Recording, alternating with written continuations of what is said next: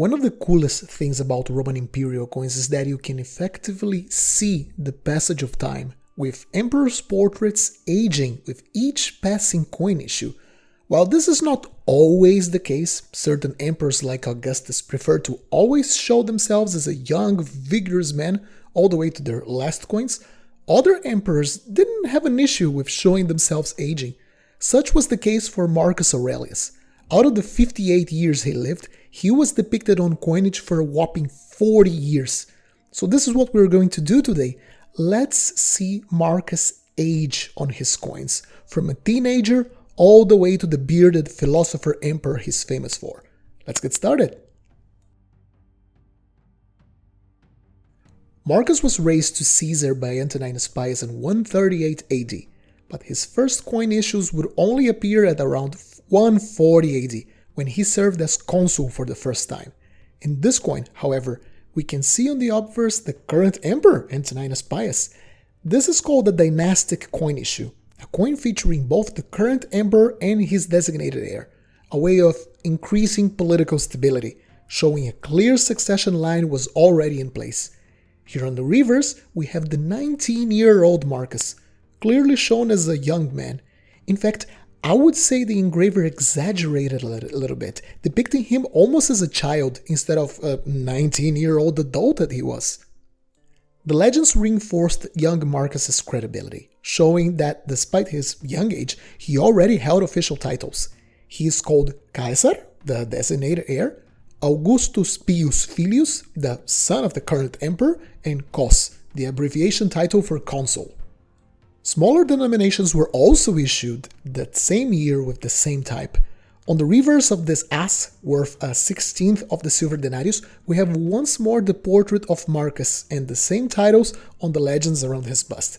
Sadly, this coin isn't in such good shape as the denarius, so I'm adding a drawing next to it so you can visualize it a bit better. Notice how Marcus here is shown with a much more stern look. Maybe that's simply due to this coin being much larger, allowing the engraver to just put more details on the portrait. However, Marcus was also known for being very serious and diligent from a young age, so I think this portrait fits his personality much better. There's this lovely mix between the youthful bust of a man in his late teens, early 20s, while expressing a level of seriousness, of gravitas, as the Romans would say, that fits his character very well. But Marcus was also featured by himself on coins while he was Caesar. This next coin, also from his first few years as a Caesar, so between 140 and 144 AD, show him slightly older looking. Maybe this difference in appearance was simply the fruit of the work of a different die engraver, or this particular coin was struck in the later period of this 140-144 range. So Marcus was in his early 20s here. Still, no signs of the famous philosopher beard yet. Let's add a drawing here on screen to better understand this reverse. What we have here are the implements used by the Pontifex, the official priest of the Roman state religion. One of Marcus's first responsibilities as Caesar was to join the order of the priests. Proper following of Roman religious rites was considered vital to the maintenance of the so-called Pax Deorum, or the peace of the gods.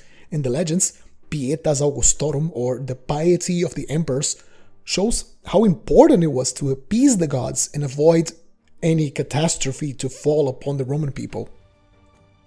Next, let's go a few years forward. Now Marcus is around 26-27 years old. The wear on this coin hides a bit of the details, but Marcus starts showing some more masculine, some older features. He has a short beard growing. You can actually notice a tiny little mustache growing, even though he still looks quite young. In any case, we clearly see there are no childlike features left on his portrait by that time.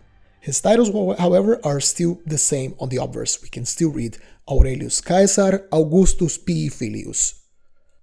On the reverse, however, we have some news. Marcus has been designated as consul and imbued with tribunician powers for a second time. We can read Tribunicia Potestas Secundus, Consul Secundus.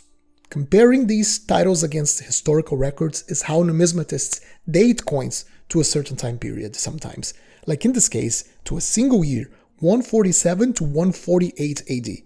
We also have at the center the image of Minerva, the Roman interpretation of Athena, in my opinion a very fitting goddess for a wise man, an intellectual from a young age like Marcus.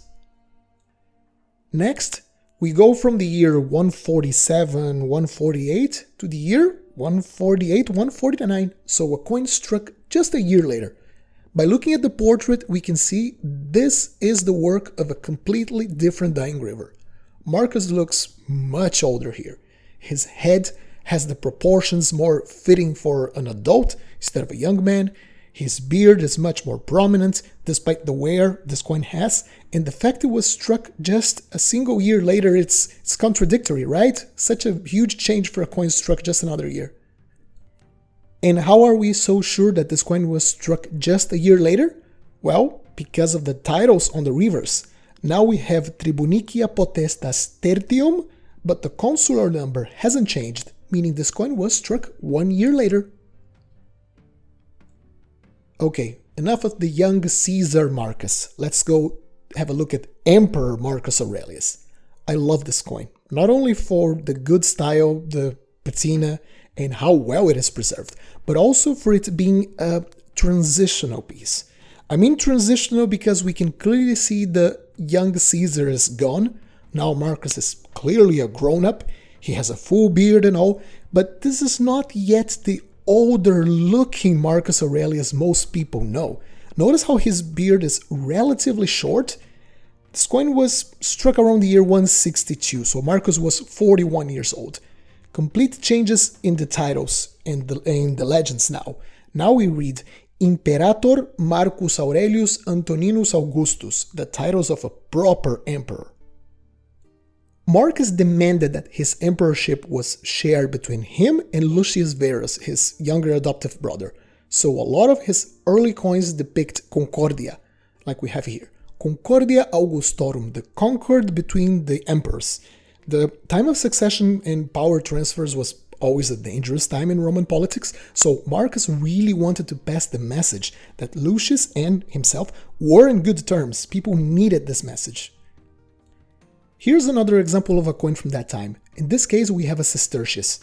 Despite being officially equals, it was a well-acknowledged fact to everyone that Marcus was the senior emperor amongst the two. This sestertius shows him with the laurel wreath, the main symbol of emperors, differently from the bare-headed bust of the previous denarius I've shown you.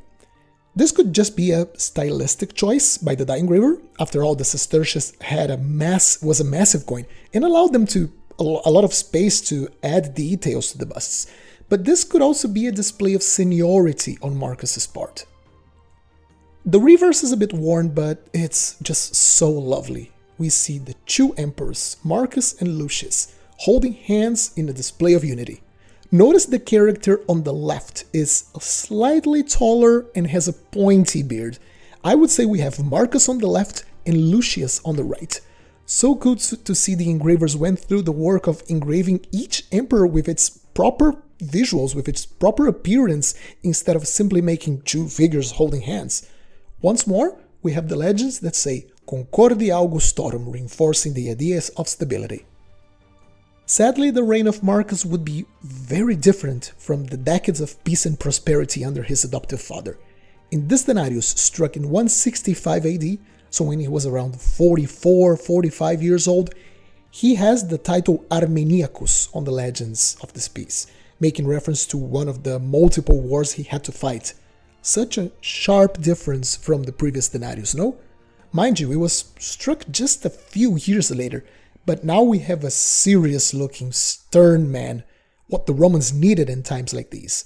Marcus was definitely a more contemplative person, but when it was time to take to the battlefield and take matters on their own hands, fortunately he was up to the task.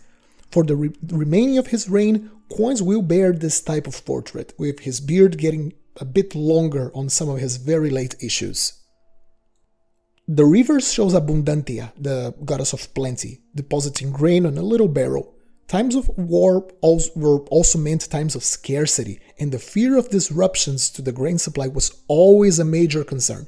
So this reverse is a message of reassurance to the Roman people that despite the conflicts, trade would keep flowing in and their way of life wouldn't be disrupted. And finally, for the last coin of today, we have the very last bust type struck for Marcus Aurelius, his posthumous type. This coin was struck under his son, the following emperor, Commodus, on his father's memory and celebrating his deification.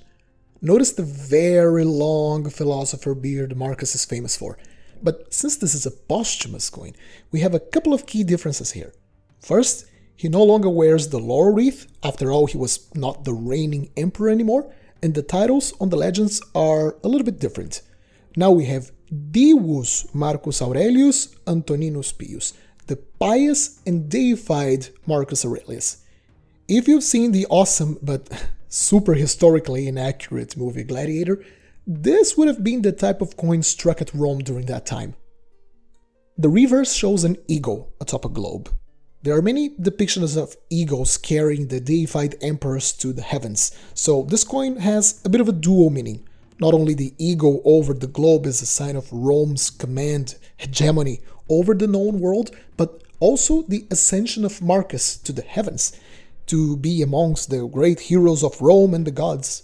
The legends consecratio, consecrated, also refer to his deification. So as you can see, collecting Roman emperors goes much deeper than just having one example for each emperor. I mean, each coin is a snapshot of time, a small piece in this huge puzzle that was Roman history. Do you have coins depicting other emperors in different moments during their lives? Have you got coins of Marcus Aurelius? Let us know in the comment section down below. I hope you enjoyed this episode. Leave a like and consider subscribing if you did. Happy collecting, and I'll see you soon.